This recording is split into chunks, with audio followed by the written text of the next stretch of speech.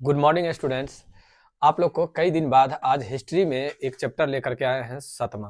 ठीक है, सतमा चैप्टर से पहले जो आप लोग को पढ़ाया गया था, एक बार आप लोग को बतलाए थे कभी जब स्टार्ट हुआ था क्लास, तब जो बायोलॉजी में जैसे हम आप लोग को जैव प्रक्रम के अंतर्गत पोषण, श्वसन, परिवहन, उत्सर्जन पढ़े थे, एक ही चैप्टर के अंतर्गत और क्लियर हो गया था एक ही दिन में, यानी एक ही 5 मिनट के अंदर में। जैसे मान लीजिए हम पहला चैप्टर में भोजन किए थे, दूसरा चैप्टर में उस भोजन को पचाने के लिए श्वसन की प्रक्रिया किए थे, और जब श्वसन की प्रक्रिया हो गई थी तो परिवहन के अंतर्गत भोज्य पदार्थ को, अपशिष्ट पदार्थों को अपने अपने गंतव्य स्थान पर पहुंचा दिया गया था, और उत्सर्जन के अंतर्गत अपशिष्ट पदार्थों को शरीर से बाहर निकाल दिया गया था। फिर शरीर मेरा काम करने के लायक हो गया था, तो नियंत्रण और समन्वय के अंतर्गत अपने शरीर के पार्ट्स को कंट्रोलिंग किए थे। कंट्रोलिंग करने के बाद हम लोग जनन की प्रक्रिया किए थे। जनन की प्रक्रिया के अंतर्गत हम लोगों को रोग हुआ था और उस रोग का इलाज कर लिए थे और चैप्टर क्लियर हो गया था। सेम उसी प्रकार से ये आपको हिस्ट्री में भी देखने के लिए मिला। इससे पहले वाले चैप्टर में क्या आप लोगों ने देखा, जो जहां लोग काम करने के लिए गए थे विदेश में, लंदन में, वहां की स्थिति काफी नाजुक थी, काफी खराब थी वहां पर। ठीक है, कई गड्ढा था जिसको भर करके लोग समतल बना करके शहर का निर्माण किए, कस्बे का निर्माण किए, उद्योग धंधों का विकास किए। जब उद्योग धंधा, आप भी समझ रहे हैं, जब अगर लग गया और वहां पर लेबर काम करने के लिए भी मिल गए, ऑटोमेटिक है जब ये अगर उद्योग धंधा की स्थापना हो गई, लेबर का प्रचुर मात्रा में उपलब्ध होना हो गया, तो ऑटोमेटिक है अब क्या करेंगे, वो बाजार की खोज करेंगे, जिसको हम लोग कह सकते हैं भौगोलिक खोजें। भौगोलिक खोजें करेंगे, भौगोलिक खोजों के अंतर्गत नए नए देश का निर्माण होगा, नए नए लोगों से मुलाकात होगी, और इस तरह होते होते फिर से हम लोग एक आधुनिक युग की ओर प्रस्थान कर जाएंगे। तो आज वही आप लोग को पढ़ना है, व्यापार और भूमंडलीकरण। देखिए, व्यापार, जब ये आपका देश प्रगति के मार्ग पर गया, औद्योगिक क्रांति में चला गया, तो उसमें क्या हुआ, जो इसका भूमंडलीकरण हो गया, समझ गए ना। और भूमंडलीकरण में सबसे पहले विश्व बाजार के रूप में उभर करके कौन कौन से देश आए हैं, इसके बारे में इस चैप्टर में पढ़ना है मुख्य रूप से। और उसके बाद कहां कहां भौगोलिक केंद्र जो बना, ये चीज देखना है। व्यापारिक केंद्र कहां कहां बना, उसको बनाने का श्रेय किसको दिया जाता है, ये सब आपको इस चैप्टर में पढ़ना है। देखिए, कहा जाता है आवश्यकता आविष्कार की जननी होती है, ये चीज आप लोगों ने सुना होगा, और मजबूरी का सब आदमी फायदा उठाता है। इसमें कुछ इस टाइप का भी बात आप लोग को पढ़ने के लिए मिलेगा। जब मजदूर एक जगह से दूसरे जगह काम करने के लिए गया था, तो उसकी मजदूरी कैसे कम की गई थी। देखिए, आज आप लोग को पढ़ना है व्यापार और भूमंडलीकरण। कहता है विश्व बाजार, सबसे पहला टॉपिक है आपको विश्व बाजार। कहता है उस तरह के बाजारों को हम विश्व बाजार कहेंगे जहां विश्व के सभी देशों की वस्तुएं आम लोगों को खरीदने के लिए उपलब्ध हो। जैसे भारत की आर्थिक राजधानी मुंबई, मुंबई में लगभग विश्व के सभी वस्तु जो होते हैं वहां अवेलेबल हो जाते हैं, और लोग वहां से आसानी से खरीद लेते हैं। आप लोग जानते होंगे मुंबई में हवाई अड्डा, मुंबई का हवाई अड्डा भी काफी पॉपुलर है, समझ गए। जहां पर देश वैसे भी आपको हवाई अड्डा जहां भी होता है वहां पर देश विदेश के लोग आते जाते ही हैं, लेकिन खास करके अगर बात किया जाए तो मुंबई सबसे पॉपुलर है। ठीक है, अब कहता है वाणिज्यिक क्रांति। जब विश्व बाजार के बारे में समझ गए, विश्व बाजार के बारे में आप लोग को समझ में आया, जहां पर विश्व के सभी सामान आम लोगों को आसानी से उपलब्ध हो सके, उसको हम लोग विश्व बाजार कहते हैं। अब है आपको वाणिज्यिक क्रांति। वाणिज्यिक क्रांति क्या होता है, सो देखिए, कहता है व्यापार के क्षेत्र में होने वाले अभूतपूर्व विकास और विस्तार जो जल और स्थल दोनों मार्ग से संपूर्ण विश्व तक पहुंचाया जा सके, उसे हम लोग वाणिज्यिक क्रांति कहते हैं। ठीक है, और यह कौन किया था, तो यूरोप, जो कि इंग्लैंड के अंतर्गत, ठीक है, आते हैं। अब है आपको औद्योगिक क्रांति। देखिए, इस चैप्टर में, और अभी आप लोग को जो हम बतला रहे हैं केवल टॉपिक बतला रहे हैं, जिस टॉपिक को अगर आप लोग अच्छा से सुंदर से समझ लेंगे, तो चाहे लॉन्ग क्वेश्चन हो चाहे शॉर्ट क्वेश्चन हो, आपको आसानी से बन जाएगा।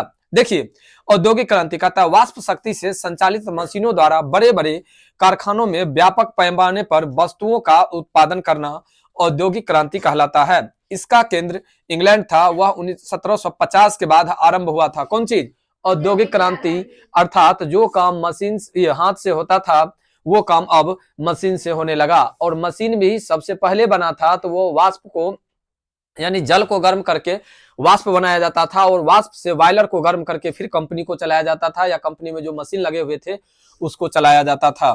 अब है जब आप सभी आदमी समझ रहे हैं, जो विश्व बाजार का निर्माण हो गया, वाणिज्य क्रांति आ गई, औद्योगिक क्रांति हो गई, तो ऑटोमेटिक है साम्राज्यवाद का विकास होगा।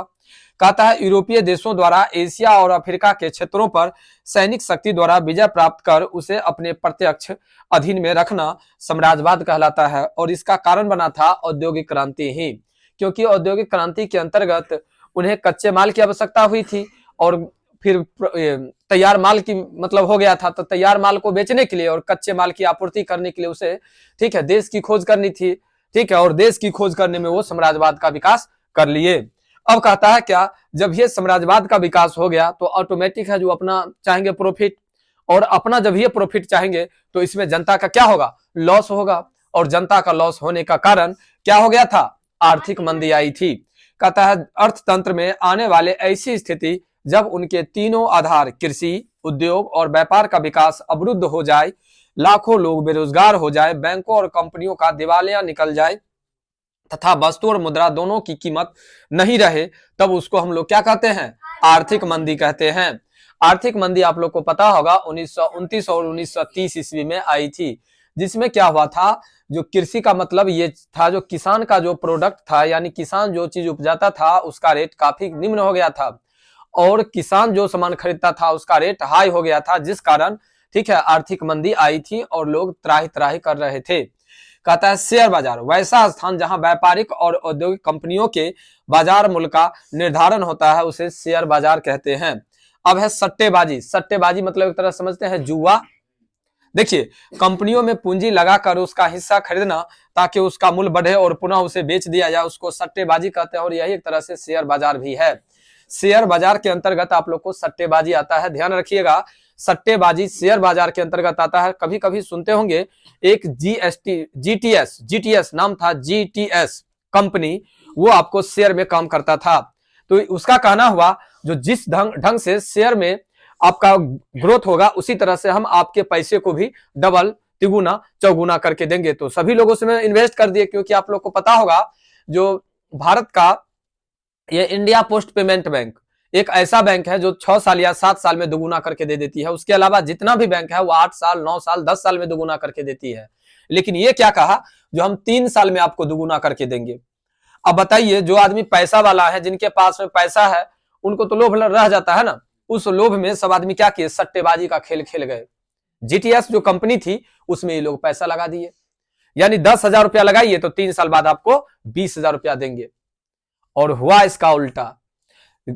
उसका गलत कहना नहीं था, जीटीएस ठग नहीं था, चीट कंपनी नहीं थी, वो कहा था जो अगर शेयर का पैसा बढ़ेगा तो हम आपको पैसा डबल करके देंगे। शेयर का रेट घट गया, शेयर का रेट घट गया तो उसी के अकॉर्डिंग इसका भी पैसा घट गया। अब जो आदमी 10,000 लगाए थे, अब कैलकुलेशन जो भी हो, लगभग 6,000 या 5,000 करके उनको मिला।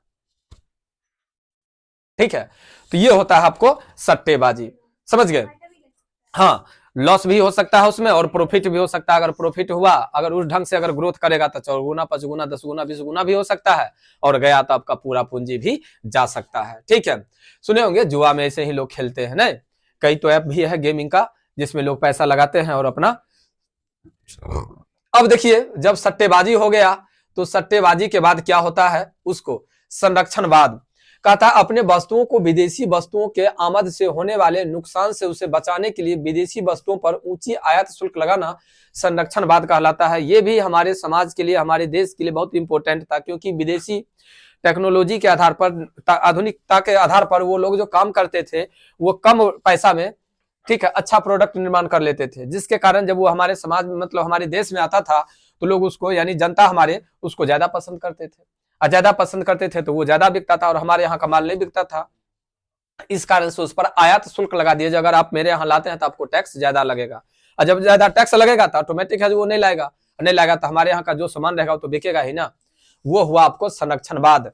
कहता है न्यू डील जन कल्याण की एक बड़ी योजना से संबंधित नई नीति, जिसमें आर्थिक क्षेत्र के अलावा राजनीतिक और प्रशासनिक नीतियों को भी नियमित किया गया। न्यू डील के अंतर्गत यानी एक नया नियम लागू किया गया, इसमें सबके लिए बराबर योजना बनाई जाए और काम किया जाए। उसके बाद आपको अधिनायकवाद, वैसी राजनीतिक प्रशासनिक व्यवस्था जिसमें एक व्यक्ति के हाथ सारी शक्तियां केंद्रित होती है, वह व्यक्ति परिस्थितियों का लाभ उठाकर जनता के बीच न्याय की छवि बनाता है, अधिनायकवाद कहलाता है।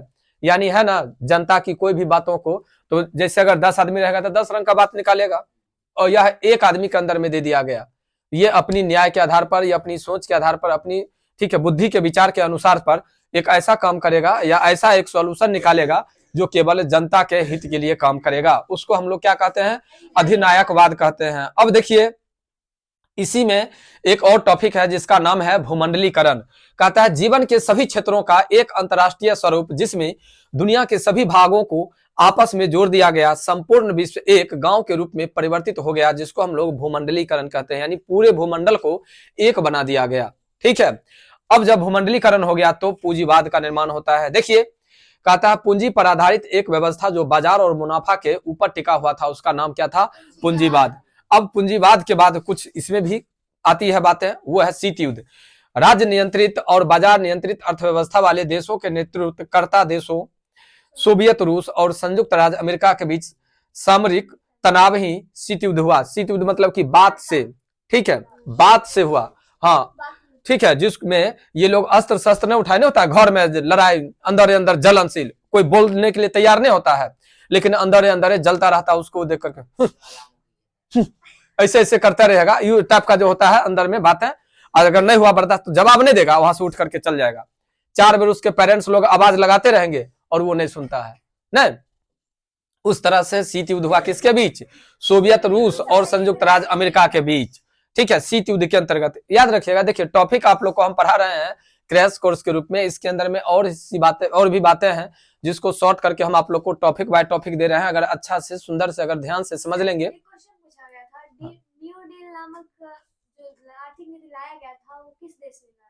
तो देखिए सबसे पहले तो आपको ये चीज की जानकारी होनी चाहिए जो औद्योगिक क्रांति कहाँ से हुई थी। तो जब औद्योगिक क्रांति जहां से हुई थी तो विधि व्यवस्था का कंट्रोलिंग तो वहीं से होता होगा ना, क्या? तो यह बात आपको जानकारी होना चाहिए जो 100 दिन से औद्योगिक क्रांति चाहे कोई किया, लेकिन अगर दिमाग की बात कही जाए और माइंड की बात किया जाए और उर्पाती माइंड अगर कहा जाए तो किसके पास था, अमेरिका। ये आपको हम एक पहला चैप्टर में कौन था, हिंद चीन चैप्टर में हम आप लोग को बतलाए थे, जो एक तरफ से सहयोग कर रहा था और एक तरफ से लोभ जता रहा था कि तो वो अपना हित के लिए, चाहे वो आप हो चाहे हम हो या कोई भी आदमी, दुनिया में 2 से 3% ऐसे लोग होते हैं जो केवल दूसरे के प्रॉफिट के लिए बात करते हैं, वरना दुनिया में 100% ऐसे लोग होते हैं, यानी 97% लोग जो अपना प्रॉफिट के लिए वो कुछ भी करने के लिए तैयार हो जाते हैं। तो अगर न्यू डील की बात अगर आपको अमेरिका कर रहा है तो कौन बड़का जुल्म करेगा? जब वह वियतनाम को हासिल करने के लिए कितना बार वो आक्रमण किया, कितना बार कितना को सहयोग किया, कितना से कितना कर दिया, वो आदमी अभी जो भारत में देख रहे हैं हमारे प्रधानमंत्री जी के साथ कौन कौन से डील करता है, क्या क्या करवा देता है।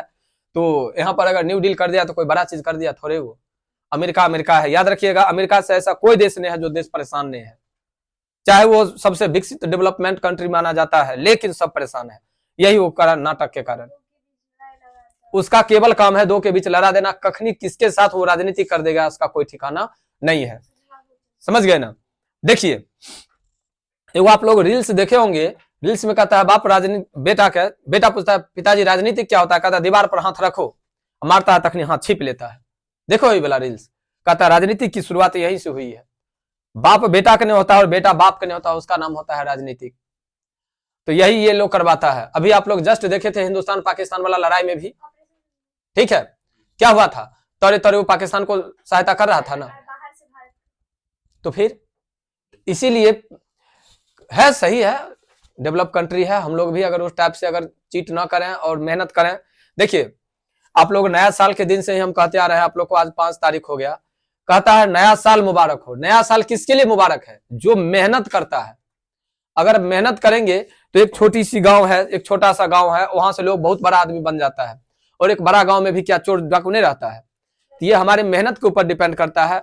वो मेहनत किया, वो माइंड लगाया, अभी भी माइंड लगाता है। आप लोग को पता है जो उसके पास कुछ नहीं है लेकिन अस्त्र शस्त्र में वो संपूर्ण है, इतना न है उसके पास जो वही बेच करके वो अपना जीव को उपार्जन कर लेता है, और सब वो सिस्टमेटिक ढंग से चलाता है। अपने यहाँ लोग चले जाते हैं किस पर, जॉब पर, जॉब की बात आती है तो लोग घूस पर, है कि नहीं? और वहां ये सब बातें नहीं है, वहां सब कुछ प्राइवेट किया हुआ है। जैसे अभी आप लोग को जो टीचर के लिए आवाज उठा रहे हैं, बहुत लोग उठा रहे हैं, जो टीचर के लिए जो बद से बदतर जो स्थिति हुई है एजुकेशन सिस्टम का बिहार में, क्यों? यही सिस्टमेटिक ढंग के कारण। अगर टीचर पर टाइट कर दिया जाए, कहने के लिए सभी मंत्री लोग कह देते हैं कुछ से कुछ, क्या, लेकिन उसको अगर लागू कर दे, क्या शिक्षा में नहीं होगा सुधार? जब शिक्षा में सुधार होगा तभी तो सब कुछ होगा।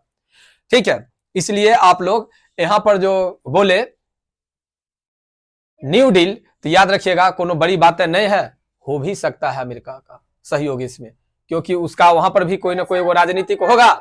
ठीक है, राजनीतिक के अंतर्गत वो बना देगा, बना करके फिर उस पर अपना अधिकार बहुमत जो होता है वो जमा लेगा। ठीक है, अब देखिए बहुराष्ट्रीय कंपनियां, शीत युद्ध के बाद बहुराष्ट्रीय कंपनियां, कहता है कई देशों में एक ही साथ व्यापार और व्यवसाय करने वाले कंपनियों को बहुराष्ट्रीय कंपनी कहा जाता है। 1920 के बाद से इस तरह की कंपनियों का उत्कर्ष हुआ, जो द्वितीय महायुद्ध के बाद काफी बढ़ा। द्वितीय महायुद्ध तो जानते हैं 1939 से 1945 तक चला था। उसमें जाकर के बहुराष्ट्रीय कंपनियां, एक से अधिक, ठीक है, काम करने वाले कंपनियों को क्या कहते हैं? मतलब बहुराष्ट्रीय कंपनियां कहते हैं। जैसे Tata iron and steel company का जानते हैं, वो पहले लोहा का सामान बनाता था, लोहा का सामान बनाते बनाते अभी सब चीज बन रहा है, तो बहुराष्ट्रीय कंपनी के अंतर्गत वो आ सकता है। इसी प्रकार से ढेर सारे कंपनी है। अब कहता है उपनिवेशवाद। उपनिवेशवाद एक ऐसी राजनीतिक आर्थिक प्रणाली जो प्रत्यक्ष रूप से एशिया और अविकसित अफ्रीका तथा दक्षिणी अमेरिका में यूरोपीय देशों द्वारा आधिपत्य किया गया। इसका एकमात्र उद्देश्य था इन देशों का आर्थिक शोषण करना। उपनिवेशवाद, उपनिवेशवाद का मतलब ऐसे भी इसको डिफिनेशन में हम लोग दे सकते हैं, जो प्रत्यक्ष और अप्रत्यक्ष रूप से किसी दूसरे देश पर अधिकार कर उसका शोषण करना उपनिवेशवाद कहलाता है। समझ गए? अब इसी में सबसे वीवीआई टॉपिक आपको गिरमिटिया मजदूर, ये आपको ऑब्जेक्टिव टाइप क्वेश्चन में भी मिलेंगे। कहता है उपनिवेशिक देशों के ऐसे श्रमिक जिन्हें एक निश्चित समझौता द्वारा निश्चित समय के लिए अपने शासित देशों में से ले जाते थे। इन्हें मुख्यतः नगदी फसलों जैसे गन्ना के उत्पादन में लगाया जाता था।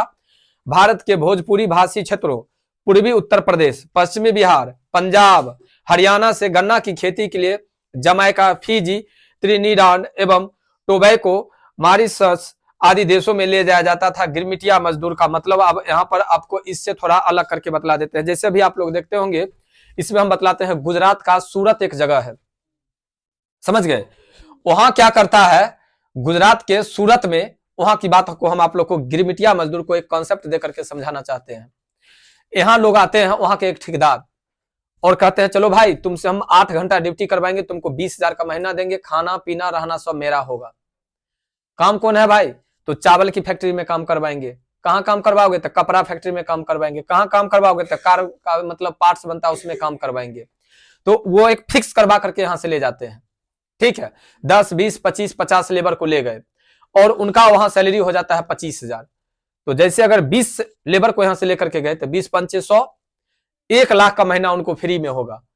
केवल ये 20 का हाजिरी बनाना, 20 का खाना खिलाना, 20 का सब कुछ करना उसके अंतर्गत रहेगा। उसका एक ये मुखिया रहेंगे, ठीक है, और काम करवाएंगे। ऐसी बात नहीं है जो ये 1 लाख रुपया में इसको खाना भी खिलाएगा, जी नहीं, ये सब कंपनी का रहता है भरपाई। कंपनी अपना ढंग से उसको काम करवाता है, क्योंकि आप लोग जानते हैं जो सूरत जो है सो, ठीक है, डेवलप, एकदम फुल डेवलप शहर है, वहां पर लेबर नहीं मिलते हैं, और बिहार सबसे गंवार राज्य है, तो यहाँ पर लोग काम करने के लिए तरह तरह करते हैं, तो यहाँ से वो लोग ले जाते हैं और काम करवाते हैं। ठीक है, उसी प्रकार से गिरमिटिया मजदूर थे। गिरमिटिया मजदूर को खास करके गन्ना की खेती के लिए यहाँ से ये लोग ले जाते थे। और भारत में कौन कौन जगह का नाम दिया, जिसमें आपको 2 नंबर में दिया है बिहार, उत्तर प्रदेश और बिहार, तो जानबे करते हैं यहाँ पर क्या स्थिति है। तो यहाँ पर फिक्स करवा करके यहाँ पर जो इतना महीना देंगे लेकर के वहां पर काम करवाता था गिरमिटिया मजदूर को। कहता है क्या, प्राचीन विश्व बाजार का स्वरूप और स्पष्ट प्रमाण अलेक्जेंड्रिया नामक बड़ा व्यापारिक केंद्र की चर्चा के क्रम में मिलता है। यह शहर 3 महादेशों अफ्रीका, यूरोप और एशिया के व्यापारिक केंद्रों का, ठीक है, व्यापारियों का केंद्र था। कौन?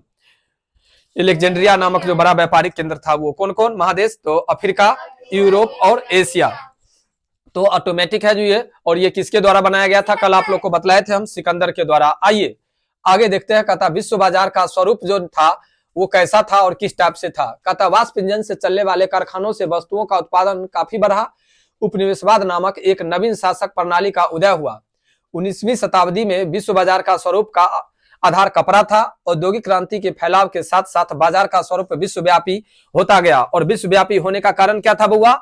औद्योगिक क्रांति। औद्योगिक क्रांति के कारण ही विश्व बाजार इतना आगे उभर करके आया था, और उसमें कपड़ा था, जो कि हम कल भी की क्लास में आप लोग को बतलाए थे। कपड़ा और दवा, ये दोनों में इतना न ज्यादा उसको प्रॉफिट था, इतना न ज्यादा बचाव था, जिसका कोई ठिकाना नहीं है। क्या उसमें कुछ है आगे की? और इसीलिए तुम समस्तीपुर को देख रहे हो ना। ऐसे लोकतंत्र में भी तो हमारे समस्तीपुर के कई लोग थे। ठीक है, चलिए आगे देखते हैं। औद्योगिक क्रांति के फैलाव के साथ साथ बाजार का भी स्वरूप विस्तार हो गया। कारखानों से निर्मित वस्तुओं को विश्व के कोने कोने तक पहुंचाया जाना था। रोजगार की तलाश में श्रमिकों का पलायन होने लगा, और श्रमिकों का पलायन में वो गिरमिटिया मजदूर भी आते हैं। कहता औपनिवेशिक देशों से लोगों को निश्चित अवधि के लिए एक समझौता के तहत यूरोपीय देशों में ले जाए जाते थे। इन्हें कृषि कार्य जैसे नकदी फसलों के उत्पादन में लगाया जाता था। इस तरह के मजदूरों को गिरमिटिया मजदूर कहा जाता था। क्लियर? गिरमिटिया मजदूर का मतलब समझ गए? एक निश्चित दर पर एक स्थान से दूसरे स्थानों पर ले जाकर के उससे काम करवाना गिरमिटिया मजदूर कहलाता था। ठीक है, फिर से ध्यान में रखिएगा, फिक्स करके पैसा यही फिक्स कर दिया जाता था, जो इतना का सैलरी आपको दिया जाएगा, और उसको एक स्थान से दूसरे स्थान पर ले जाया जाता था। कहता है क्या, विश्व बाजार की उपयोगिता क्या है? सो देखिए, किसानों को अपनी उपज का अच्छा रिटर्न मिलता था, क्योंकि बाजार ज्यादा प्रतिस्पर्धी होता था, यानी मार्केट में रेट खुला हुआ था। जैसे इस बार की धान की रेट जो था सब किसान जानता था। इस बार सामान्य से ज्यादा सरकारी रेट था, तो लोग सामान्य से ज्यादा लोग सरकार को अपना दिया, और सरकार उसको अपना सेव कर लिया और रेट बाय पेपर में दे दिया। उसी तरह से आपको विश्व बाजार की उपयोगिता के आधार पर किया गया, रेट को ओपन कर दिया गया, इस रेट में दिया जाए। कहता रोजगार के नए अवसर सृजित हुए, आधुनिक विचार और चेतना का भी प्रसार हुआ। किसके अंतर्गत? औद्योगिक क्रांति के अंतर्गत। कहता विश्व बाजार के लाभ। अब जब विश्व बाजार बन गया, विश्व बाजार इतना डेवलप कर गया, तो ऑटोमेटिक है कुछ ना कुछ लाभ होगा। हानि भी हुई होगी, लेकिन सबसे ज्यादा लाभ हुआ, इसलिए लाभ की चर्चा हो रही है। विश्व बाजार से आधुनिकरण और औद्योगिकरण का विकास हुआ। उपनिवेशिक देशों में रेल मार्ग, सड़क, बंदरगाह, खनन, बागवानी जैसे संरचनात्मक क्षेत्र का विकास हुआ। नवीन तकनीकी की खोज की गई। रेलवे, वाष्प इंजन, भाप का जहाज, टेलीग्राम, बड़े जलपोत जैसे नए नए तकनीकों की खोज की गई। शहरीकरण का विकास तथा जनसंख्या का विकास तेजी से हुआ। किसके अंतर्गत? विश्व बाजार के अंतर्गत। और आप लोग भी जानते हैं, अगर अपने यहाँ मान लेते हैं, अगर कोई आदमी बेचने के लिए, और जानते होंगे छपरिया आता है अपने यहाँ कपड़ा बेचने के लिए।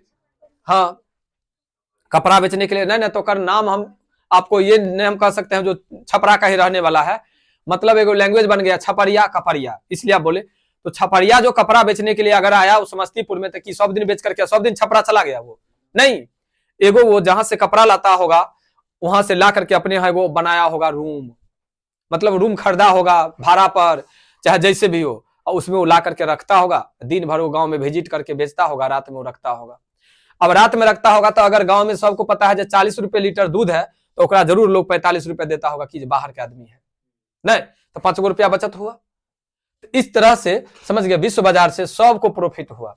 जैसे यातायात में भी आप लोग को पता है, जो महदैया पर से डीएस चौक पर जाने का 10 रुपया चार्ज है, आप लोग जानते हैं। लेकिन कोई अगर बाहरी आदमी आएगा, वो कहेगा ना हम 50 रुपया लब, ठेला वाला मतलब गाड़ी वाला, क्या 50 रुपया वो देगा कि नहीं? अरे भाई जितना भी है, क्या अब हम यहाँ पर जाइए रहे हैं, फिक्स है। पर अजीब वक्त उत्थन कर देते हो तुम लोग, कोनो बात के कोई भी बात को एक मतलब में लो। अब मतलब में लेने का मतलब अभी तो हमको ये भी पता नहीं है, जो एक्यूरेट भाड़ा महादेव चौक से क्या होना चाहिए डीएस चौका से, ये तो मुझे नहीं पता है कि। और ये सब चीज किस पर डिपेंड करता है? रोड पर। रोड अगर आपका कचरा है, आज से कुछ दिन पहले 50 रुपया मैंने लोग पहुंचाने के लिए तैयार होता था, खुद विद्यार्थी नहीं जाता था पढ़ने के लिए, तो आप लोग का देखा हुआ है, साइकिल पेड़ पेड़ करके जाता था, लोग का स्थिति काफी खराब हो जाती थी।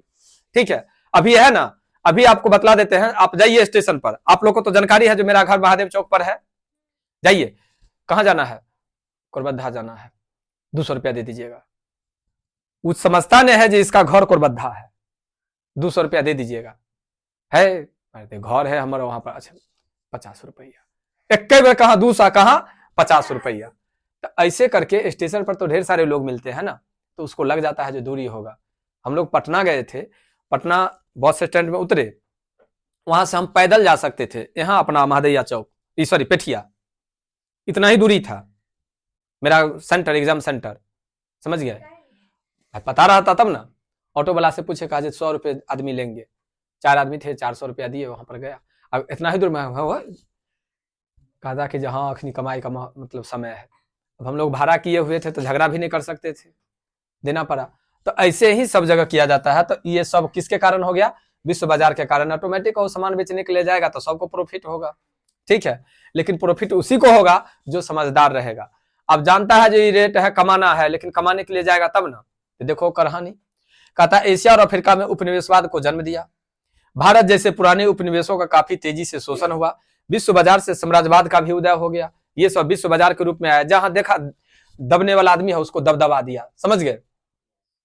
कहता कृषि, लघु तथा कुटीर उद्योग का पतन हो गया। छोटा छोटा जो उद्योग था वो सब बंद हो गया, क्योंकि सब तब होने लगा मशीन से होने लगा। तो सब कौन सी औद्योगिक क्रांति के कारण है। तो औद्योगिक क्रांति ये से तो विश्व बाजार बना। अब विश्व बाजार बना तो ये सब चीज खत्म हो गया। कहता औपनिवेशिक देशों में अकाल और भुखमरी की समस्या को जन्म दिया। यूरोपीय देशों के बीच साम्राज्यवादी प्रतिस्पर्धा भी पैदा हो गया। इसने उग्र राष्ट्रवाद का जन्म दिया, जिससे प्रथम विश्व युद्ध जैसे विनाशकारी परिणाम सामने आ गया। तो देखिए झगड़ा कहाँ होता है, किसी भी परिवार में, किसी भी राज्य में, किसी भी समाज में झगड़ा का कारण बनता है आमदनी और खोज।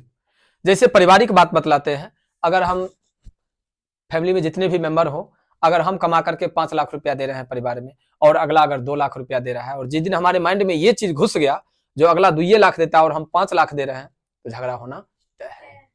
क्योंकि हम खोजेंगे, और खोजेंगे तो लड़ाई होगा। इसलिए याद रखना, खोजने से ही लड़ाई होता है। प्रथम विश्व युद्ध में क्या हुआ था, मार दिया, बात खत्म है।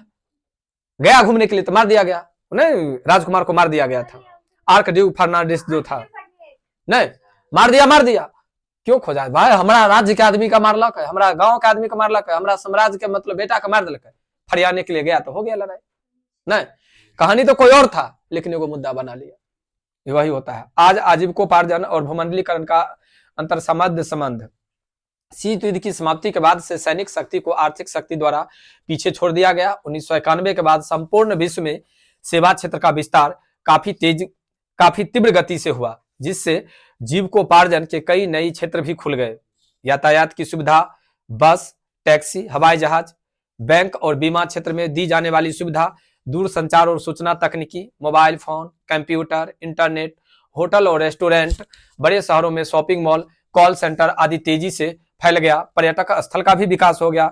अब लाखों लोग को रोजगार प्राप्त हो गया। फिर विश्व बाजार के ही अंतर्गत जब वह आगे की ओर विस्तार किया, तब उसका एक छोटा सा दिया हुआ था लॉस, लेकिन लॉस दिया हुआ था उसके लिए जो आदमी इसमें ठीक है तन मन से भाग नहीं लिए। नहीं तो अगर भाग लेंगे तो सब चीज, मान लीजिए अगर यहीं पर दिया है टैक्सी चलाएंगे, विश्व बाजार है तो ऑटोमेटिक है यात्री का आवागमन होगा, व्यापार व्यवसाय का डेवलप होगा। लेकिन काम करेंगे तब ना एक होटलें खोल लेंगे। आप लोग देखते होंगे अपने संत कबीर कॉलेज के नजदीक में एग्जाम के समय में एकदम झुग्गी टांग करके होटल खोल लेता है। जो रहता है लिट्टी 5 रुपया का, वो लिट्टी देता है 10 रुपया में, तैयो लोग लाइन लग करके खाते हैं।